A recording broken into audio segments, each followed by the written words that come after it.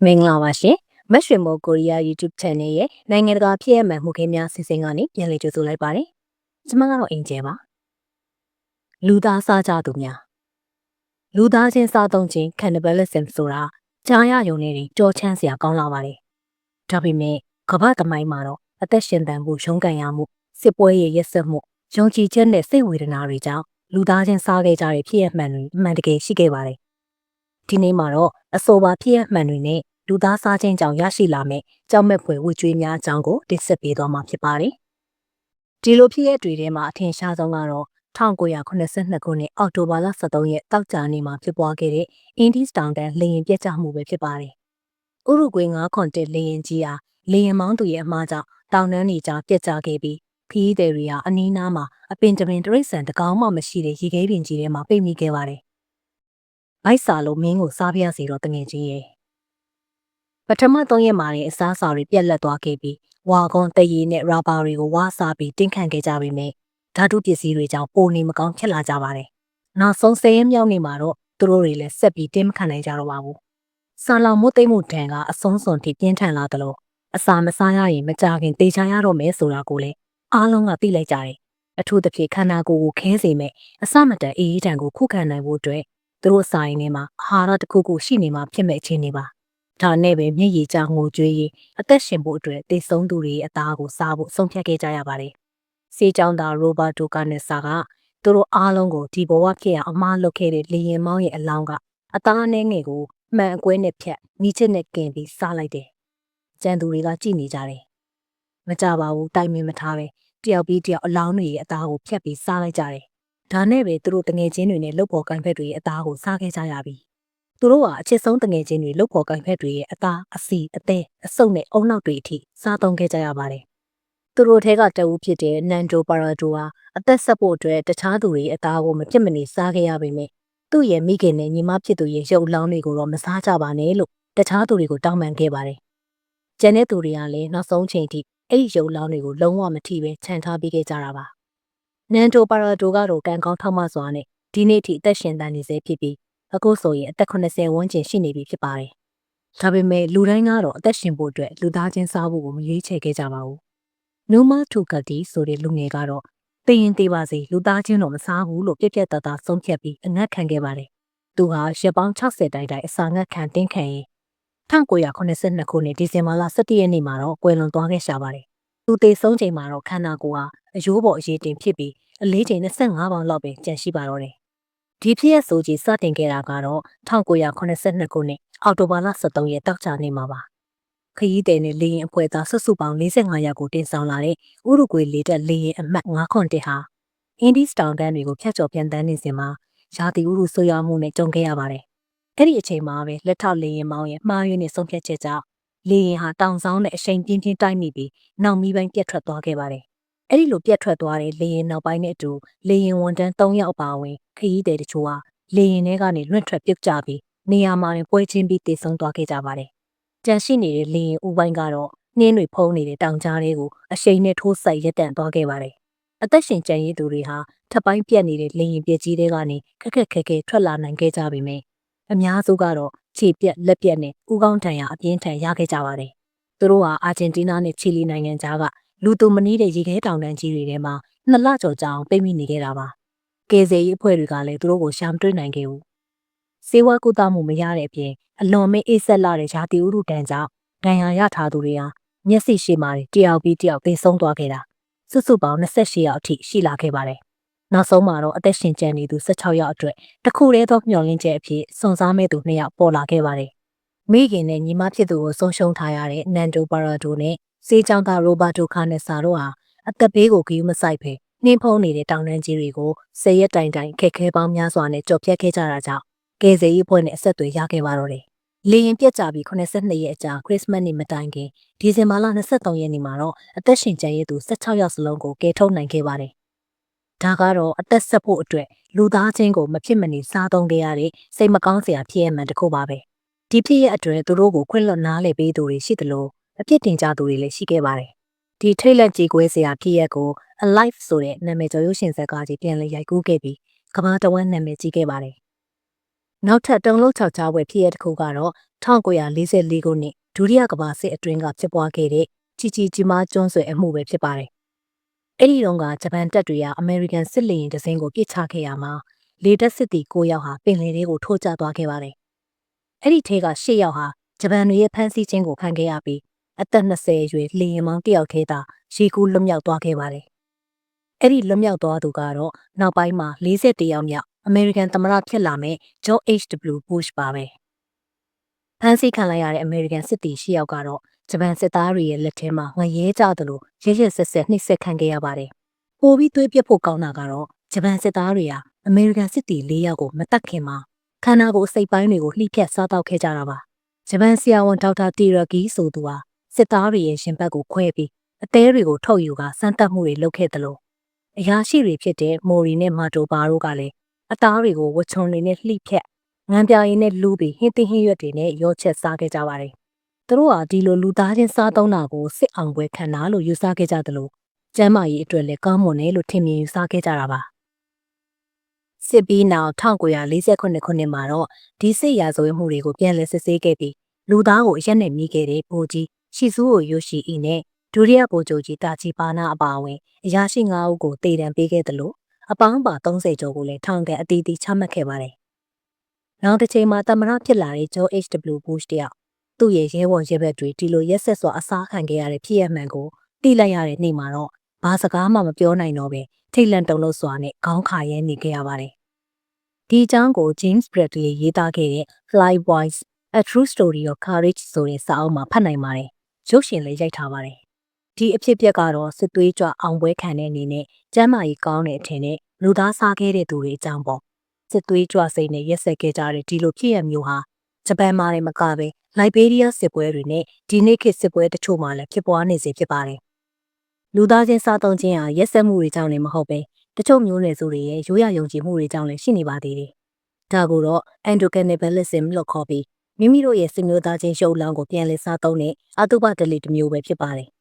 အထင်ရှားဆုံးကတော့အမေဇုံမွတ်တုံတစ်တော်ကြီးထဲမှာနေထိုင်ကြတဲ့ရန်နမာမီမျိုးနွယ်စုတွေပါပဲ။သူတို့ဟာတေဆုံးသွားတဲ့ချစ်ခင်ရသူရဲ့ရုပ်လောင်းကိုမိတကြိုပြီးရရှိလာတဲ့အရိုးပြာတွေကိုငပြောသီးနဲ့ရောနောကစွပ်ပြုတ်လှုပ်တောက်တဲ့ထူးဆန်းတဲ့ရိုးရာဓလေ့ကိုကျင့်သုံးကြပါတယ်။ဒီလိုမျိုးဓလေ့တွေကိုပါပူဝါနယူးဂီနီနဲ့အိန္ဒိယမျိုးနွယ်စုတချို့မှလည်းယနေ့ထက်တိုင်တွေ့ရှိနေရသေးပါ။သူတို့ဘာကြောင့်ဒီလိုလုပ်ကြတာလဲ။သူတို့ရဲ့အယူအဆကတော့အလွန်ကိုရိုးရှင်းပါတယ်။သူတို့ချစ်မြတ်နိုးရတဲ့သူတေဆုံးသွားတဲ့အခါအလောင်းကိုမြင်မြုပ်လိုက်ရင်ပိုးမွှားတွေလောက်တွေနဲ့တရိတ်ဆန်တွေစားတာကိုမလိုလားကြပါဘူး။ဒါကြောင့်တေဆုံးသူရဲ့ခန္ဓာကိုယ်ကိုသူတို့ရဲ့ကိုယ်ခန္ဓာထဲမှာပဲနွေးနွေးထွေးထွေးထည့်သွင်းထားလိုက်ခြင်းအဖြစ်တေသူနဲ့သူတို့ဟာတသားတည်းဖြစ်သွားပြီလို့ယုံကြည်ကြတာပါ။ဒါလည်းမကသေးပါဘူး။ဒီလိုစားသုံးခြင်းကတေဆုံးသူရဲ့ဝိညာဉ်ကိုပြန်လည်ရှင်သန်စေပြီးနောင်မျိုးဆက်သစ်တွေထပ်မံပေါ်ထွန်းလာဖို့အထောက်အကူပြုတယ်လို့လည်းယူဆကြပါတယ်။ဒါကြောင့်လည်းအသက်ကြီးတဲ့သူတွေဟာသူတို့တေဆုံးသွားတဲ့အခါမှာသူတို့ရဲ့ခန္ဓာကိုယ်ကိုစားပေးဖို့မိသားစုဝင်တွေနဲ့တငယ်ချင်းတွေကိုတေတန်းစာလိုမျိုးကြိုတင်မှာကြားလေးရှိကြပါတယ်။ဒီဒလေးမှာထူးခြားတာကတော့တေဆုံးသူရဲ့ကလေးစားတွေနဲ့အုံနောက်ပိုင်းကိုမိန်းကလေးတွေနဲ့ကလေးတွေကိုအဓိကကျွေးလေးရှိပြီးမျိုးသားတွေကတော့ကြွက်သားပိုင်းတွေကိုစားသုံးကြတာပဲဖြစ်ပါတယ်။တချို့သူတွေကတော့အသက်ရှင်ဖို့ဒါမှမဟုတ်ရိုးရာဓလေ့အရမဟုတ်ပဲလိန်စိတ်ကစင်ကလျားဖြစ်ပြီးဖောက်ပြန်နေတဲ့စိတ်ဝေဒနာကြောင့်လူသားချင်းစားတောက်ကြတာလည်းရှိပါတယ်။ဒီလိုဖြစ်ရတွေထဲမှာကဘာကျော်ခဲ့တဲ့မီဝါကီမွန်စတာလို့ခေါ်ကြတဲ့ဂျက်ဖရီဒါမအကြောင်းကတော့အဆိုးဝါးဆုံးပါပဲ။ဂျက်ဖရီယာငယ်စဉ်ကတည်းကတရိတ်ဆန်အသေးတွေကိုစိတ်ဝင်စားခဲ့ပြီးခွေးတွေကိုတတ်အသားနှွင်ကအယိုးစုလှုပ်တာကိုဝါသနာပါခဲ့သူပါ။သူကငယ်အလွန်ထက်သလိုသူ့ကိုယ်သူလိန်စိတ်ဖောက်ပြန်နေတဲ့ဂီးတယောက်ဆိုတာကိုလည်းသိထားပါတယ်။သူက1988ခုနှစ်ကစလို့အမျိုးသားနဲ့ကလေးငယ်စုစုပေါင်း18ယောက်ကိုရဲရဲဆက်ဆက်တပ်ဖြတ်ခဲ့ပါတယ်။သူ့ရဲ့လုပ်ရက်တွေကလူမဆန်အောင်ကိုကြောက်စရာကောင်းလာပါတယ်။သူနှစ်သက်တဲ့အမျိုးသားတွေကိုမတက်ခင်မှာကုန်းနောက်ထဲကိုစေးထိုးအပ်နဲ့အက်ဆစ်တွေရေဘူးတွေကိုထိုးထည့်ပြီးအမျိုးမျိုးနှိပ်စက်ညှဉ်းပန်းခဲ့ပါတယ်။တည်ဆုံးသွားတဲ့အခါမှာလည်းအလောင်းနဲ့ကာမဆက်ဆံတာအသားတွေကိုဟိဖြက်စားတောက်တာအပြင်ကျန်တဲ့အသားတွေကိုကြာရှည်ခဲ့အောင်ဆေးစိမ်ပြီးအယိုးစုတွေကိုအမှတ်တရသိမ်းဆည်းထားတတ်ပါတယ်။သူကကျွန်တော်1988ခုနှစ်ကလေးကလူတက်မတိန်ကျင်လာတာ16ယောက်ရှိပါပြီ။1988တုန်းကလည်း Stephen Hicks ကိုတတ်ခဲ့ဘူးတယ်လို့သူ့ရဲ့ရာဇဝတ်မှုတွေကိုဝန်ခံခဲ့ပါတယ်။နောက်ဆုံး1992ခုနှစ်မှာထောင်ကန်တသက်တကြွကြခံခဲ့ရပြီးမြဲနှစ်နှစ်ကြာမှာတော့ထောင်သားတအုပ်ရဲ့တန်တုံးနဲ့ရိုက်နှက်မှုကိုခံရပြီးဦးခေါင်းအစိတ်ကွဲက သူများတွေကိုတတ်ခဲ့တယ်လို့ပဲအသေးစိုးနဲ့ဆက်သိမ်းခဲ့ရပါတယ်။ဒီလိုမျိုးလိန်စိတ်ကြောင်ဇက်တူတာစားတဲ့အလေးထား sexual cannibalism ဟာတကယ်တော့တရိတ်ဆန်လောကမှာအဖြစ်များပါတယ်။ဥပမာ Black Widow Spider လို့ခေါ်တဲ့ပင့်ကူမာကြီးတွေဟာမိတ်လိုက်ပြီးရင်ပင့်ကူထီကိုပြန်စားပစ်တတ်ကြပါတယ်။ Jeffrey လိုလူတွေကလည်းလူစိတ်ပြောက်ပြီးတရိတ်ဆန်စိတ်ဝင်ကအခုလိုကြောက်မဲ့ဖွယ်ရာတွေကိုကျူးလွန်ခဲ့ကြတာဖြစ်ပါတယ်။လူသားချင်းစားသုံးခြင်းဟာဘလို့အကြောင်းကြောင့်ပဲဖြစ်ဖြစ်နောက်ဆုံးမှာတော့ကြောက်မဲ့ဖွယ်ကောင်းတဲ့ဝေကြွေးတစ်ခုကိုလက်ငင်းခံစားရစေပါတယ်။အဲ့ဒါကတော့ကူရုလို့ခေါ်တဲ့တေးရပါယောဂဆိုးကြီးပဲဖြစ်ပါတယ်။ဒီယောဂရတဲ့သူဟာအမြဲတမ်းပြုံးနေတယ်လို့မျိုးပါဇက်ကြီးပိတ်လို့မရတော့ပဲမျက်နှာကြွက်သားတွေထုံကျင်ပြီးပြဲထွက်နေတတ်ပါတယ်။ဒါကြောင့်လေသူတို့ကို laughing dead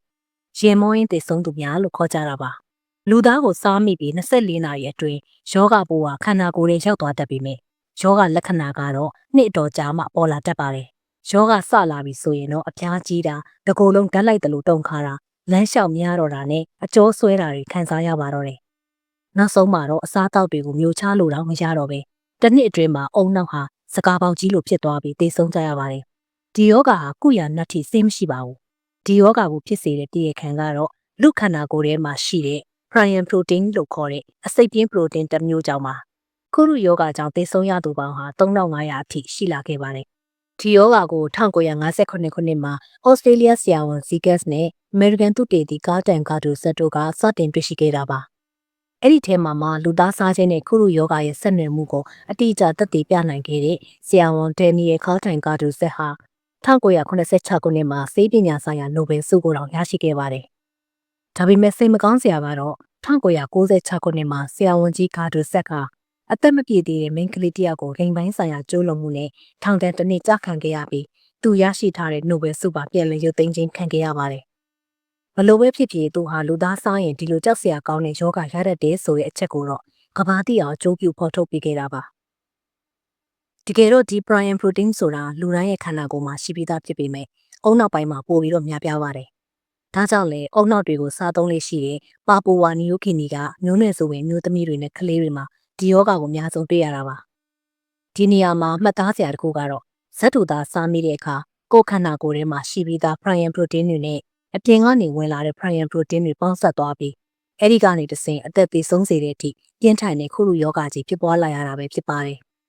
ဒီလိုကြောက်စရာကောင်းတဲ့ယောဂမျိုးကိုလူတွေမှာလည်းမကပဲတရိတ်ဆန်တွေမှာလည်းတွေ့နိုင်ပါတယ်အဲ့ဒီယောဂကြားတဲ့နွားတိုးနဲ့စိတ်တွေဟာအလွန်မင်းရားရံတဲ့တန်းကိုခံစားရပြီးသူတို့ရဲ့ခန္ဓာကိုယ်ကိုမြေကြီးတွေနိုင်ရန်တွေနဲ့သွေးထွက်တန်ယူဖြစ်တဲ့အထိပုတ်တိုက်နေတတ်ကြပါတယ်။တကူလုံးတုန်ခါပြီးလမ်းမလျှောက်နိုင်တော့ပဲနောက်ဆုံးမှသေဆုံးသွားကြတာပါ။တရိတ်ဆန်ချင်းချင်းကတော့တရေကတဆင့်ဖြစ်စေအစားအစာအတူစားမိရကတဆင့်ဖြစ်စေကူးစက်တတ်ကြပါတယ်။ဒီယောဂကိုနွားတွေမှာတော့ mad cow disease လို့ခေါ်ပါတယ်။အင်္ဂလန်နဲ့အမေရိကန်ဘက်ကနေစတင်ပြီးတစ်ကမ္ဘာလုံးကိုတပြေးပြေးပြန့်နှံ့လာခဲ့တာပါ။ပိုပြီးသတိထားရမှာကအဲ့ဒီယောဂရှိတဲ့အမဲသားကိုစားမိတဲ့လူတွေစီကိုလည်းဒီယောဂဟာကူးစက်လာနိုင်တာပဲဖြစ်ပါတယ်။ဒီယောဂကိုသိပ္ပံပညာရှင်တွေလေ့လာကြည့်တဲ့အခါမှာလည်းခုရုယောဂလိုပဲ prion protein ကြောင့်ဖြစ်တယ်ဆိုတာတွေ့ရှိခဲ့ရပါတယ်။ဒါဟာလူတွေဖန်တီးလိုက်တဲ့နွားစာတစ်မျိုးကြောင့်ဖြစ်လာရတာပါ။နွားတွေအမြန်ကြီးထွားပြီးနှိုးထွက်များလာအောင်ဆိုတဲ့ရည်ရွယ်ချက်နဲ့တည်သွားတဲ့ဇက်တူသားနွားတွေအပါအဝင်တခြားတရိတ်ဆန်မျိုးစုံရဲ့အသားနဲ့အရိုးတွေကိုဓာတုဗေဒပစ္စည်းတွေနဲ့ရောကျိတ်ပြီးကျွေးခဲ့ကြလို့ပါ။မြက်ပဲစားရမယ့်နွားတွေကိုဒီလိုဇက်တူသားတွေကျွေးခဲ့တဲ့အတွက်နွားတွေရဲ့အုံနောက်ဟာစကားပေါက်ဖြစ်ပြီးသေဆုံးခဲ့ကြရတာဖြစ်ပါတယ်။တရုတ်နိုင်ငံလိုနေရာမျိုးမှာလူသားအသားကိုစားရင်နှုတ်ပြကျမ်းမာတယ်လို့အယူမှားခဲ့ကြတာတွေရှိခဲ့တယ်။တချို့ကလည်းတရုတ်ရိုးရာဆေးတွေကိုလူခန္ဓာကိုအစီအုံနောက်သွားတွေနဲ့ဆေးဖော်ပြီးဈေးကြီးကြီးနဲ့ရောင်းကြတယ်။ခုရုယောဂကိုတွေ့ရှိပြီးနောက်မှဒါတွေပြတ်ကွယ်သွားကြတယ်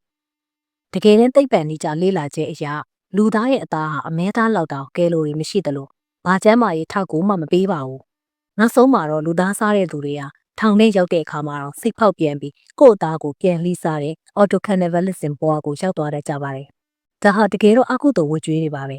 ။တချို့သောတရိတ်ဆန်တွေမှာလည်းဒီလိုအလေးထားမျိုးရှိတတ်ကြပါတယ်။ဥပမာအားဖြင့်ပရိတ်ကောင်ခရစ်ကက်တွေဟာသူတို့ရဲ့အတောင်ပံတွေကိုသူတို့ပြန်လည်စားတောက်တတ်ကြသလိုမျိုးပေါ့။ဒီဗီဒီယိုဟာလူသားစားသူတွေအကြောင်းဗဟုသုတအဖြစ်တင်ဆက်ပေးခဲ့တာဖြစ်ပါတယ်။ဘယ်နည်းနဲ့ပဲဖြစ်ဖြစ်လူသားစစ်စစ်ဖြစ်လျက်နဲ့တရိတ်ဆန်ထက်မိုက်မဲတဲ့လမ်းကိုရွေးချယ်သူတွေရဲ့တွားရလမ်းကတော့အမြဲတမ်းမှောင်မဲနေမှာသာဖြစ်ပါတော့တယ်။မတ်ရွှေမိုးကိုရီးယား